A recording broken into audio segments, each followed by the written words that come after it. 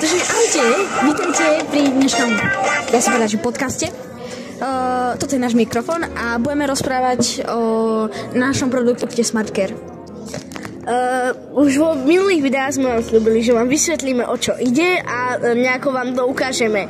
Bohužiaľ, ukážka momentálne v McDonalde to nemôžeme vyťahovať, ale tak aspoň vám vysvetlíme, ako náš produkt funguje.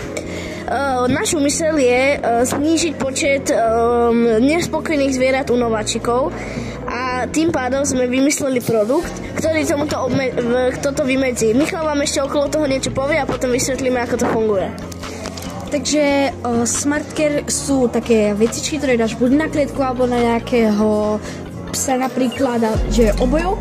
Máme dva druhy, že tak živé a čo si dáš na svoj krk, alebo na toho zviera krk, alebo proste na klietku.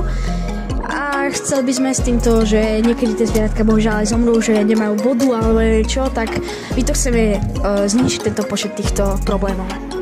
Áno, v podstate detailnejšie povedané, v klietkových setoch dostanete solárny panel, čo sa položí na klietku a zisťuje, či má zviera do slnečného žiarenia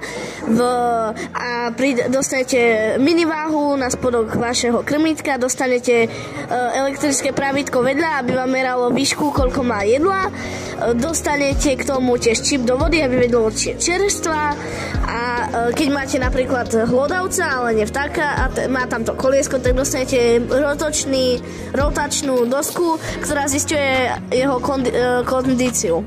Takže to sú zhruba veci, čo dostanete v klietkovom a potom v tých obojkových vám povie Michal. Takže v tých oblekových to máš že na aký tep má to zviera, alebo že či má dostatočne veľa vody. A tak toto je.